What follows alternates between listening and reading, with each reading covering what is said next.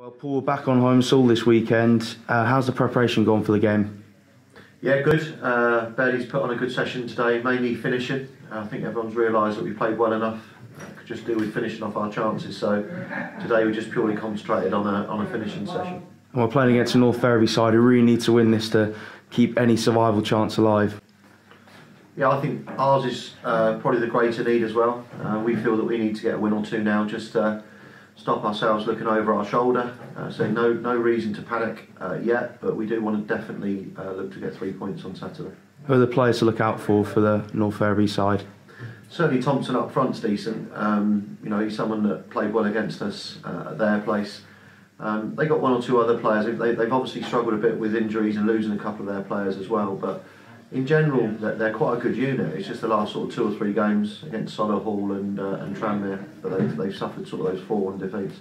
And the last game against North Ferriby turned out to be a very tight game in the end. We had a really late surge that just couldn't get the equaliser. Yeah, I think we didn't respond very well to the surroundings that day. I think it was a fair result. I think North Ferriby deserved to win on the day. We defended poorly for 2 of the goals.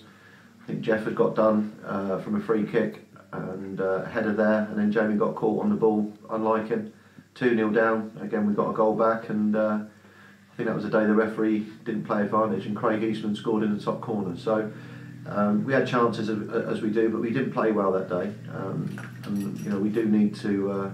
We definitely need to play well Saturday and get 3 points. And the last 2 games, you put in fairly decent performances, but just haven't got the results we needed. Typifies most of this season away from home. Certainly Aldershot on Saturday, I thought we were excellent. Just had the 3 or 4 very good chances, and football's about taking your chances.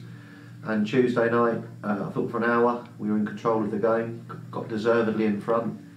And that was, prior to that, Rory Deacon had missed from sort of 6 yards out. He'd hit the post. We again missed many chances, but very crucial and poor refereeing decision. Gave them a penalty. I think when people see the highlights, they'll see it was never a penalty. That gave Maidstone a leg up in the game. We then lost Beckwith with a hamstring, Downer with an ankle, and Rory with a bad ankle. So we were disrupted. Three players coming out the starting 11 within about a 5-minute period. So the game changed on the back of that, and in the end, I thought Will Puddy did very, very well. Jamie and the rest of the back four did well to keep us at a point. Will those 3 players be fit for the weekend?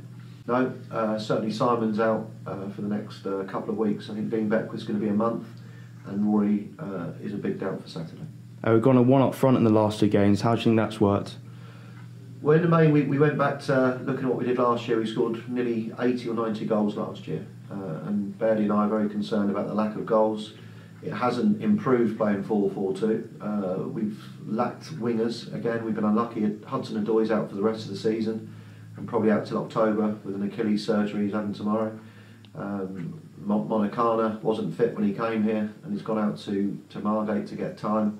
And obviously Roy Deacon's had a 2-game suspension. So we went narrow due to the lack of genuine width we had anyway.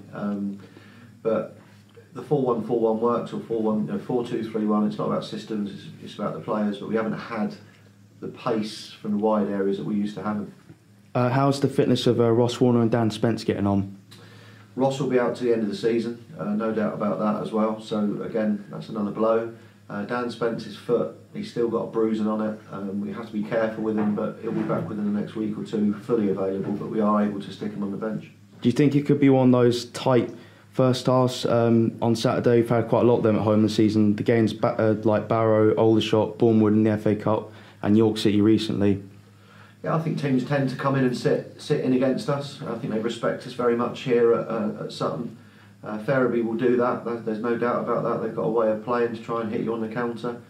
But I think the one thing that we all know is that there's no easy games in this league, whether you're playing North Ferriby or whether you're playing Lincoln. And I don't think it's a given one way or the other. I think we've got to play well and concentrate and do the things that hopefully we're good at. And lastly, how do you view the battle at the bottom of the table as a whole? I think it's tight. I think it always happens with 8 or 9 games to go. The teams that are really out of it start to pick up for some reason. But listen, I'll say it now. We'll win Saturday. We'll win soon again after that, and we'll finish comfortably in and around the table. I'm not going down a nervous Nelly route that other people want to go down. This team's too good. I think as a coaching team we're too good.